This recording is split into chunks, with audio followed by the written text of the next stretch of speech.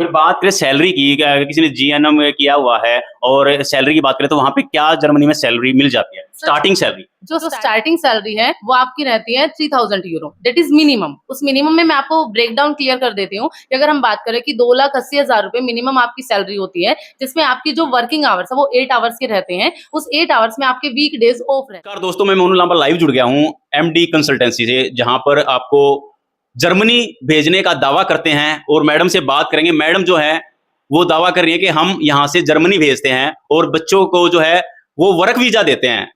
देखो, अभी तक आपने बहुत सारी वीडियो देखी होंगी, बहुत सारे कंसल्टेंट्स देखे होंगे जो कि आपको भेजते हैं, जर्मनी भी भेजते हैं, आपको अलग अलग देशों में भेजते हैं और वहां पे क्या करते हैं, स्टडी वीजा दे करके वहां पे कन्वर्ट कराते हैं वर्क वीजा में। तो यहाँ पे क्या है, आपको सीधा का सीधा जो है वर्क वीजा मिलेगा। कैसे मिलेगा, क्या कोई कोर्स करना पड़ेगा या कुछ क्या करना पड़ेगा, वो सारी बात मैडम से ही करते हैं। मैडम नमस्कार। नमस्कार सर। सबसे पहले जैसे कि हम लोग पहले भी बता चुके हैं कि हम बच्चों को जर्मनी का वीजा लगवाते हैं, वर्क वीजा भी और स्टडी वीजा भी। वर्क वीजा क्या है कि बाकी सारे बहुत सारे कंसल्टेंट हैं बाकी कंट्रीज में भेजते हैं, लेकिन हम जर्मनी का सबसे मेन दावा करते हैं क्योंकि वहाँ की मेन रिक्वायरमेंट क्या है कि जर्मन लैंग्वेज की। अगर बच्चे ने हमारे यहाँ पे जर्मन लैंग्वेज सीख ली और उसने अपना एक लेवल क्लियर कर दिया B2 तक का, तो उसके बाद बच्चे को हम यहीं से जॉब पे भेजते हैं। उसके साथ साथ बच्चे को 3 महीने का अकोमोडेशन भी दिया जाता है और उसकी जो सैलरी रहेगी वो भी काफी अच्छी रहती है। सैलरी क्या मिल जाती है जैसे, और किस किस फील्ड में आप भेजते हो? सर देखिए, ये बच्चे की क्वालिफिकेशन पर डिपेंड करता है। मेनली जो हम भेजते हैं बच्चे को कि वो नर्सिंग हो या होटल मैनेजमेंट हो। नर्सिंग में क्या, जैसे नर्सिंग बच्चे ने जीएनएम कर रखा है, बीएससी नर्सिंग कर रखा है, इवन अगर बच्चे ने एएनएम किया हुआ है और उसके पास 1 ईयर का एक्सपीरियंस है, तो भी हम उसको स्पेसिफिक एक रिकॉग्नाइजेशन एनरोलमेंट मिलता है, जो जर्मनी का रजिस्ट्रेशन होता है, हम उसके थ्रू बच्चे को भेज सकते हैं। और एक और चीज है कि यहाँ से लोगों को बोल दिया जाता है कि हम वर्क वीजा के लिए बच्चे को भेज रहे हैं, बाहर भेज रहे हैं और उसको वहां पे जाते ही जॉब मिल जाएगी, लेकिन बहुत सारी चीजें जो क्लियर नहीं की जाती। हमें यहाँ से जब हम B1 B2 का लैंग्वेज क्लियर करते हैं तो बच्चे के पास वहाँ का एक रिकॉग्नाइजेशन सर्टिफिकेट होता है जो बच्चे को मिलना कंपलसरी है। हम ये चीज बच्चे को प्रिपेयर करके भेजते हैं। हम उस रिकॉग्नाइजेशन सर्टिफिकेट के लिए बच्चे को नॉलेज देके भेजते हैं। हम उसको सिखाते हैं, चीजों के बारे में बताते हैं कि उसको किस तरीके से उस चीजों को डील करना है। अब बात आएगी रिकॉग्नाइजेशन सर्टिफिकेट क्या है। रिकॉग्नाइजेशन सर्टिफिकेट के अंदर क्या है कि बच्चे जो हमारी यहाँ की स्टडी है और जो वहाँ की स्टडी नॉर्म्स है उसमें डिफरेंस है, क्योंकि स्टेट टू स्टेट भी कुछ ना कुछ डिफरेंस आते हैं, तो कंट्रीज की बात है। तो उस डिफरेंशिएशन को कंप्लीट करने के लिए वहाँ पे हमारा कुछ टाइम पीरियड होता है जो बच्चे को वहाँ पे स्टडी करनी होती है, वो प्रैक्टिस करनी होती है। वो प्रैक्टिस 2 से 5 हफ्ते में कंप्लीट हो जाती है, लेकिन वो चीज हम बच्चे को क्लियर करते हैं। बच्चा कोई भी यहाँ से गया वीजा का लगा के और हमने उस चीज को बताया नहीं है, लेकिन उस जो बच्चा वहाँ पे ट्रेनिंग कर रहा है, जो इंटर्नशिप होगी उसकी या रिकॉग्नाइजेशन सर्टिफिकेट के लिए जो भी उसकी वैल्यूज होंगी, नॉर्म्स होंगी, उस टाइम पे भी उसको सेम सैलरी वहाँ पे प्रोवाइड की जाएगी, उसको सेम सैलरी मिलती है। अगर बात करें सैलरी की, अगर किसी ने जीएनएम किया हुआ है और सैलरी की बात करें तो वहां पे क्या जर्मनी में सैलरी मिल जाती है, स्टार्टिंग सैलरी? जो स्टार्टिंग सैलरी है वो आपकी रहती है 3000 यूरो, दैट इज मिनिमम। उस मिनिमम में मैं आपको ब्रेकडाउन क्लियर कर देती हूँ कि अगर हम बात करें कि 2,80,000 रुपए मिनिमम आपकी सैलरी होती है, जिसमें आपकी जो वर्किंग आवर्स है वो 8 आवर्स के रहते हैं। उस 8 आवर्स में आपके वीक डेज ऑफ रहते हैं। और वहाँ की जो जर्मनी की नॉर्म्स है, वहाँ पे क्या है कि आपके वीकडेज ऑफ है, लेकिन ऑब्वियसली आप यहाँ से पैसा कमाने के लिए गए हो, तो आप अपने डे शेड्यूल को बिजी रखते हो, आप वर्किंग आवर्स को भी इंक्रीज करके रखते हो और आप वीकडेज पे ऑफ नहीं लेते, क्योंकि आप वीकडेज को क्या सोचते हो कि हम इन चीजों को काउंटेबल रखें और आगे हम इस चीजों को प्रोसीड कर ले, जब हम अपनी कंट्री में वापस जाएं तो हम इन छुट्टियों का बेनिफिट ले पाए। तो हमारी सैलरी जो है वो नियर बाय पहुंच जाती है, करीब करीब 3.5 लाख, 3,70,000, 4,10,000, ये सब। तो बात करें सैलरी की, और यहाँ पे जो इसके भेजने तक का जो खर्चा आता है वो कितना जो है, मिनिमम से मैक्सिमम जो क्या वो रहता है, जो मतलब स्टार्टिंग से लेके लास्ट तक का फ्लाई तक का जो खर्चा है बच्चे का, वो क्या आ जाता है? सर देखिए, बाकी तो सारी की सारी चीजें डॉक्यूमेंटेशन पे, पेपर पे ये सारी चीजें अच्छी लगती है कि हम हर एक चीज को क्लियरिफाई कर पाए या डिटेल में दे पाए, लेकिन मेन चीज क्या है कि जो बाहर जो भी और फर्म्स हैं वो आपको बोलते हैं कि आपकी पॉकेट में 20 लाख होने चाहिए तो हम आपको बाहर भेज देंगे। उसके बाद वहां जाने के बाद आप अपना खर्चा निकालिए, अपनी कमाई कीजिए और अपने एक्सपेंसेस उठाइए, लेकिन हम क्या है, हमें उससे आधा अमाउंट चाहिए।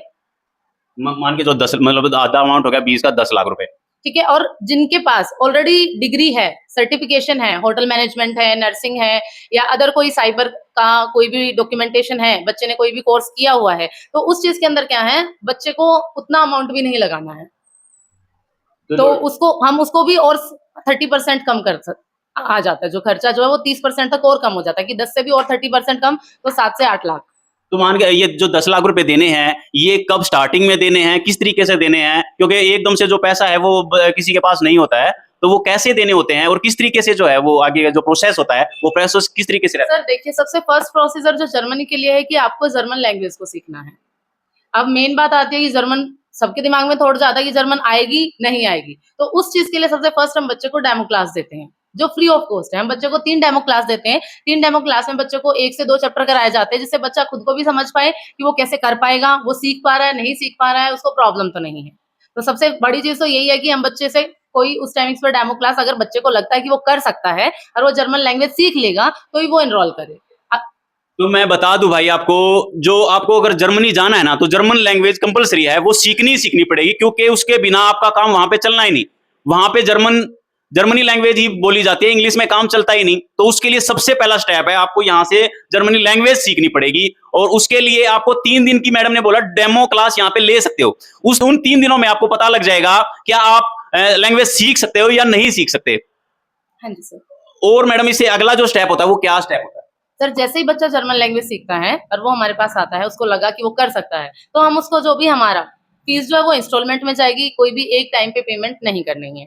ठीक है, जो इंस्टॉलमेंट रहेंगी वो भी बच्चे के अकॉर्डिंग है कि वो किस तरीके से उन चीजों को, इंस्टॉलमेंट्स को क्वार्टरली पे करेगा, हाफली पे करेगा।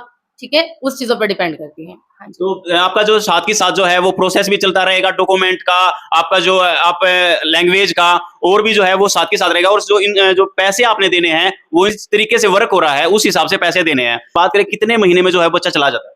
सर देखिए, जो अगर मैं A1 की बात करूं, A1 हमारा 2.5 महीने में कंप्लीट हो जाता है, जिसके अंदर 12 चैप्टर हैं।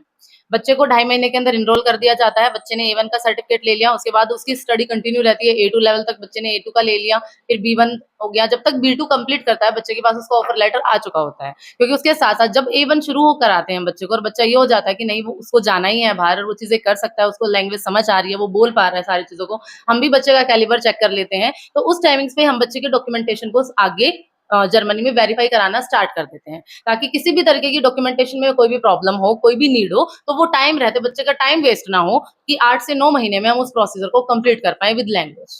तो 8 से 9 महीने का मैडम ने बताया, 8 से 9 महीने में आपका A1, A2, B1, B2 ये कंप्लीट भी हो जाएंगे। आपके डॉक्यूमेंट वेरिफिकेशन तक का सारा जो है 8 से 9 महीने में आपको फ्लाई करा देंगे मैडम?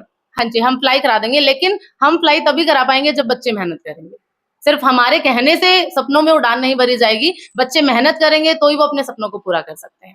तो भाई मेहनत जो है आपको करनी पड़ेगी। तो आप डेमो क्लास के लिए जरूर एक बार आए, विजिट करें, उससे आपको पता लगेगा कि आपके अंदर क्या काबिलियत है, और आप जो जाने का सपना देख रहे हो तो वो आपका पूरा होगा या नहीं होगा, क्योंकि मेहनत जो है वो बहुत लगती है, ऐसे ही नहीं जाया जाता। और जर्मनी अगर लैंग्वेज सीखनी, अगर जर्मन जाने का आपने ठान ही लिया है, तो एक बार आके डेमो क्लास जरूर ले लें, उससे आपका सारा अंदाजा भी हो जाएगा, सारा पता भी चल जाएगा। तो अगर आपको लगता है कि कुछ क्वेश्चन ये होने चाहिए, तो आप हमें कमेंट के थ्रू भी वो क्वेश्चन पूछ सकते हैं। और फोन नंबर मैंने दे दिया है, एड्रेस मैंने दे दिया है, तो आप फोन करके भी जो है वो जानकारी ले सकते हैं। वीडियो को लगातार शेयर जरूर कर दें। जय हिंद, जय भारत दोस्तों।